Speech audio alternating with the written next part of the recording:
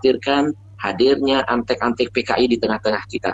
PKI paling nggak suka dengan ulama, PKI nggak suka dengan agama, PKI nggak suka dengan majelis taklim, PKI nggak suka dengan pesantren, PKI nggak suka dengan guru-guru ngaji. Jangan sampai ini terulang untuk kedua kalinya.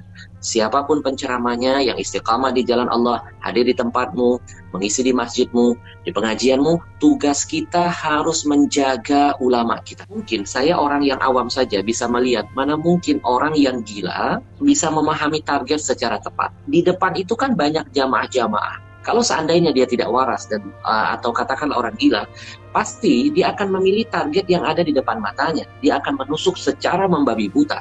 Itu watak orang gila. Nah, teman-teman bisa lihat jelas, masa orang gila bisa main gitar, kemudian bisa main komputer, bisa selfie-selfie. Ada apa dengan negeri? Itu punya potensi untuk jadi gila. Jadi gila itu adalah hak asasi manusia. Kalau ada orang gila beroperasi, pasti ada orang yang lebih gila lagi yang mengendalikan orang gila itu.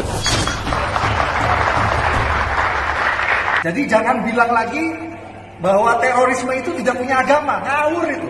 Jangan bilang lagi. Terorisme itu punya agama. Dan agamanya Islam. Ada orang beberapa kali menemani sang penyerang tersebut, namun saat kejadian orang itu tidak tampak. Dan semua masjid yang imamnya diserang, semua masjidnya bangunannya tidak menggunakan CCTV. Ini agak sulit kemudian untuk mengatakan sebuah bukan kejanggalan. Ini adalah kejanggalan yang harus dikupas. Dan kemudian ketika diperiksa, semua pelakunya dinyatakan sebagai tidak waras. Dan sekarang lagi anehnya ada yang mengatakan penjabat kita, oh biarkan saja mereka pakai kaos itu yang lambang-lambang komunis atau PKI. Itu mode lagi ngetren sekarang. Ini harus dipertanyakan. Ngerti nggak soal keamanan negara gitu. Dan saya masih mengalami zaman komunis itu. Tahun 65 saya juga ikut membasmi mereka. Bahwa PKI ini memang OTB, organisasi tanpa bentuk selalu. Dan mungkin di dalam anggota saya ada dari utara. Bahwa teori domino Cina adalah mereka akan mulai membangun kekuatan ekonomi di negara kita. Kedua, memasukkan senjata secara ilegal. Ketiga, memasukkan orang. Sehingga logistik, amunisi mereka sudah siap. Orang datang di sana. Mohon maaf, bukan orang biasa, orang terlatih. Artinya cara. Kemudian penghapusan sejarah pemberontakan PKI. Siapa lagi kalau bukan PKI? PKI ini sudah final, tidak akan bangkit lagi. Omong kosong saudara. PKI sedang bergerak. PKI akan bangkit kembali. PKI akan melimpas kita semua kalau kita tidak merapatkan barisan dari sekarang. Disebut pengkhianatan G13 PKI itu adalah bersumber dari hoax, ya. Hoax itu artinya satu kebohongan. Hati-hati kalian. Terlalu banyak munafik di negara ini. Tidak mungkin si bajingan cecunguk ini melakukan tindakan kalau tidak ada yang suruh. Bila ulama sudah diganggu, untuk apa kita hidup kalau kita tidak berbuat bagi para ulama?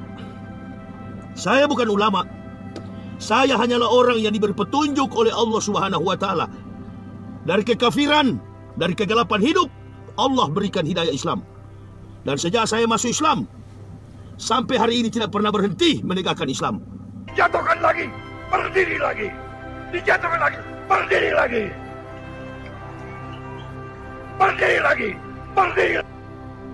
PKI itu bukan hanya dilihat permukaan, tetapi di bawah permukaan. Yang lebih berbahaya lagi, PKI berbahaya. Masjid yang imamnya diserang, semua masjidnya bangunannya tidak menggunakan CCTV. Ini agak sulit kemudian untuk mengatakan sebuah bukan kejanggalan. Ini adalah kejanggalan yang harus dikupas. Dan kemudian ketika diperiksa, semua pelakunya dinyatakan sebagai tidak waras. Menyayangkan ada statement yang berkembang bahwa pelaku penusukan adalah orang yang tidak waras atau orang gila. Mana mungkin saya orang yang awam saja bisa melihat, mana mungkin orang yang gila bisa memahami target secara tepat. Kemudian dia sempat membaca situasi keadaan. Nampak betul di beberapa video yang saya share di Instagram saya.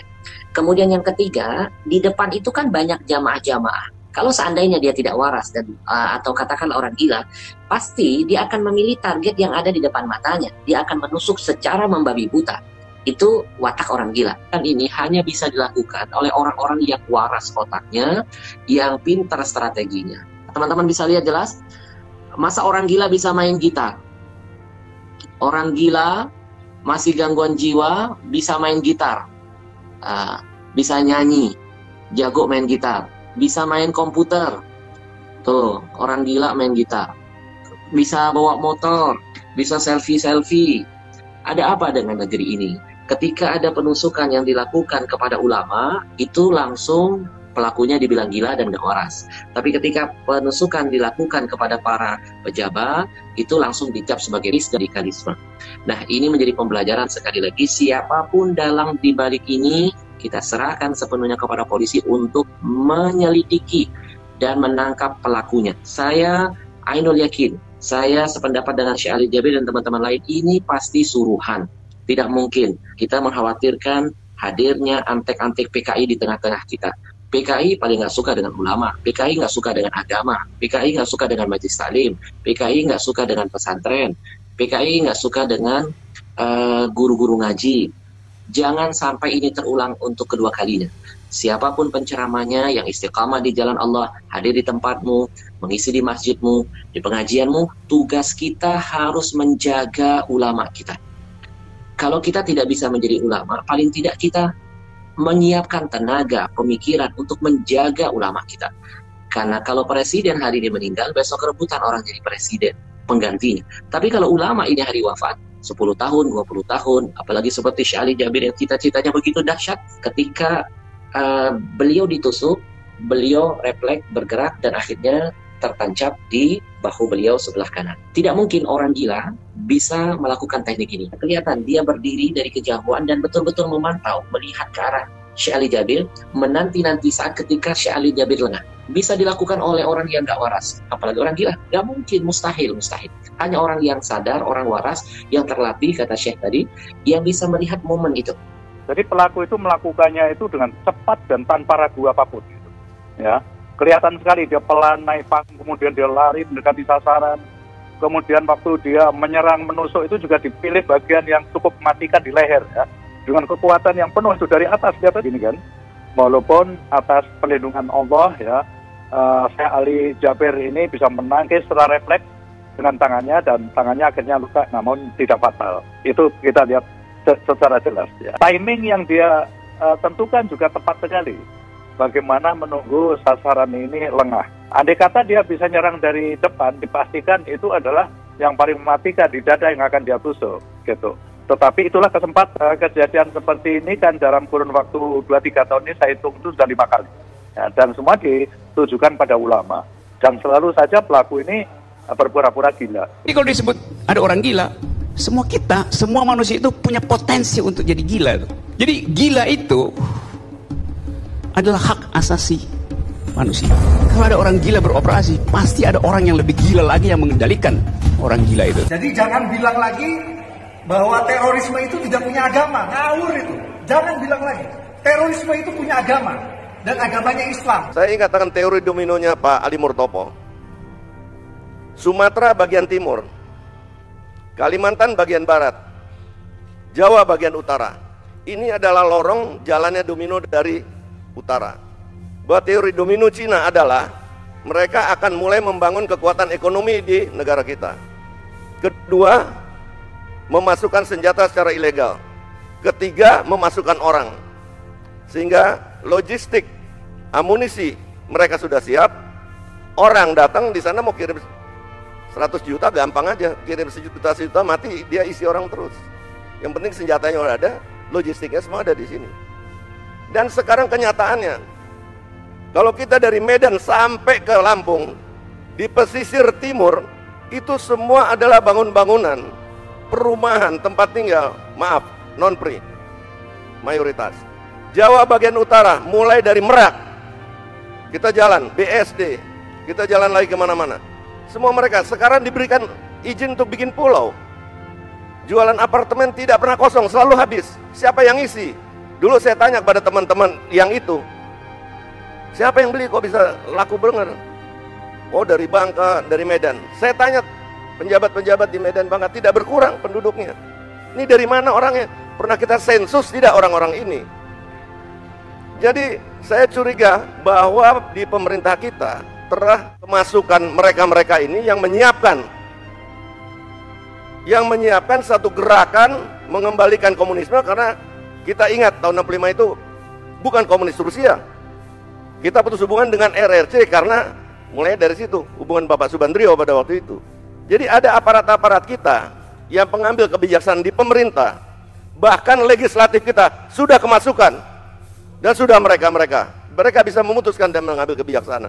Ini yang harus kita bersihkan. Dan sekarang lagi anehnya ada yang mengatakan penjabat kita, oh biarkan saja mereka pakai kaos itu yang lambang-lambang komunis atau PKI.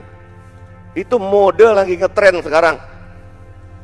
Ini harus dipertanyakan. Ngerti nggak soal keamanan negara gitu. Dan saya masih mengalami zaman komunis itu. Tahun 65 saya juga ikut membasmi mereka. Bahwa PKI ini memang OTB, organisasi tanpa bentuk selalu. Dan mungkin di dalam anggota saya ada, di dalam FPI mungkin ada yang pakai baju-baju kiai sekarang yang mengadu domba dan segala macam jadi dukun juga banyak. Apabila pemerintah melalui aparatnya tidak bisa menegakkan hukum di negara ini, maka kita bersama-sama akan menegakkan hukum kepada mereka-mereka yang Pancasilais.